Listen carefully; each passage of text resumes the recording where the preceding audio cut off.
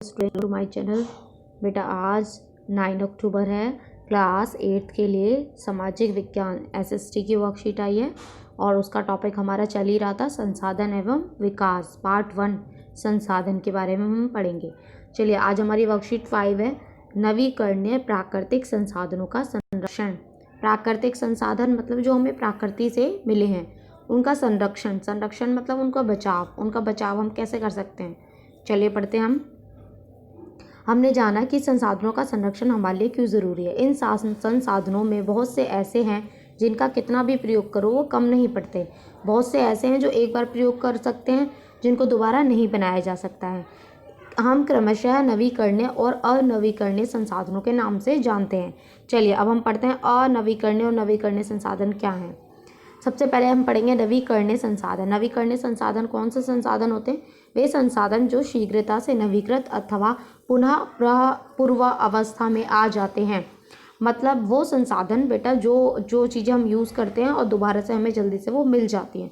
लेकिन फिर भी कुछ नवीकरणीय संसाधन जैसे जल, मृदा मतलब मिट्टी, वायु और वन का लापरवाही से उपयोग उनके भंडार को प्रभावित कर सकता है ना। जैसे वायु है उसमें भाई अब हम पॉल्यूशन करेंगे तो हवा गंदी होती जाएगी। जल है, जल पॉल्यूशन करेंगे तो भी हवा गंदी होती जाएगी, पानी गंदा होता जाएगा। ऐसे हम उनके भंडार जो है उसको हम प्रभावित कर सकते हैं। जल की कमी और प्राकृतिक जल स्रोतों का सूखना आज विश्व के बहुत से भागों की एक बड़ी समस्या है। उसी प्रकार भूमि की खुदाई और जंगलों की लगातार कटाई से प्राकृतिक आपदाओं का एक बार दस्तक देना मानव जीवन के बहुत बड़ी परेशानी खड़ी कर सकता है। अगर धरती पे पीने योग्य जल कम हो जाए तो इसका आपके जीवन पर क्या प्रभाव पड़ेगा? बेटा क्या प्रभाव पड़ेगा? कम हो जाएगा पानी तो हमें जीने के लिए पीने के लिए पानी नहीं मिलेगा और हमारा जो जीवन है वो अस्त व्यस्त हो जाएगा। ठीक है। अगर धरती पर जंगल समाप्त होते जाएं तो क्या होगा? अगर धरती पर जंगल समाप्त हो जाएंगे तो हमें ताज़ी हवा नहीं मिलेगी सांस लेने के लिए और हमें अपने ज़रूरत का सामान भी नहीं मिलेगा। चलिए अब ये देखिए, ये कुछ पॉइंट्स दे रखे हैं। जल का संरक्षण, भूमि मृदा का संरक्षण, वायु का संरक्षण, वनों का संरक्षण कैसे कैसे बचा सकते हैं।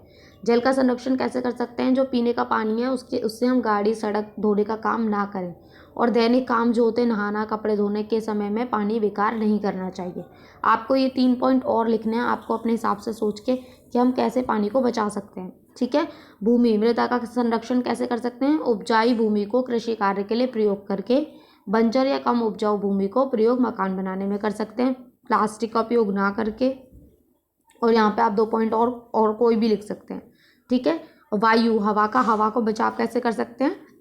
प्लास्टिक या पत्तों को किसी भी दूसरे प्रकार के पदार्थों को ना जलाना, पौधे लगाना व पत्तियों को ना तोड़ना। ठीक है। इसमें 3 पॉइंट और लिखने हैं, वो आप अपने हिसाब से सोच के लिखिएगा। वन को संरक्षण कैसे कर सकते हैं? कागज को ना फाड़ा जाए, पेड़ों की कटाई ना की जाए। ठीक है। किसी के जन्मदिन पर के कार्यक्रमों में पौधा उपहार में देना चाहिए। ठीक है बेटा। यहाँ आप जो भी ये पॉइंट्स बचे हैं आप खुद सोच के लिख सकते हैं। मैंने नीचे आंसर्स लिखे हुए हैं, आप देख लीजिएगा एक बार। चलिए देख लेते हैं। ये देखिए मैंने जल के संरक्षण में लिखा हुआ है बर्तन धोते समय आएगा यहाँ पे, आप इसको ठीक कर लीजिएगा। धोते समय, ठीक है। बर्तन धोते समय पर नल के स्थान पर टब का प्रयोग करना चाहिए। टब से क्या होगा? उसका पानी कम वेस्ट होगा। और भूमि का संरक्षण कैसे कर सकते हैं? उपजाऊ मिट्टी पर चारागाह नहीं करवाना चाहिए। जो होती है ना उपजाऊ मिट्टी होती है उस पर गाय भैंस चरने के लिए छोड़ देते हैं, वो नहीं करना चाहिए। वाहनों से ईंधन निकलने वाले एक सेकेंड ना, ईंधन निकलने वाले वाहनों पर ये गलती से हो गया बेटा, इसको सही कर लेना। वाहनों पर नियंत्रण करना चाहिए।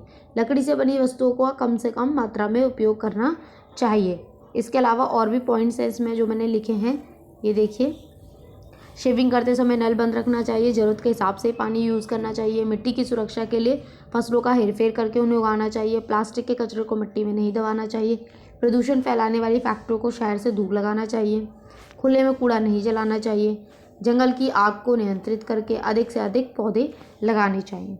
ठीक है बेटा, ये आप आंसर यहाँ से लिख लीजिएगा। इसके अलावा भी बहुत सारे पॉइंट्स होते हैं, वो भी आप खुद से लिख सकते हैं। चलिए क्वेश्चन देखते हैं। नवीकरणीय संसाधन किसे कहते हैं? तो बेटा इसका आंसर आप यहाँ से लिख लीजिएगा। फर्स्ट का आंसर वे संसाधन जो शीघ्रता से नवीकृत अथवा पुनः पूर्व अवस्था में हो जाते हैं लेकिन फिर भी ठीक है, उनको क्या कहते हैं, नवीकरणीय संसाधन कहते हैं। एग्जाम्पल आप लिख लीजिएगा, जल, मृदा, वायु।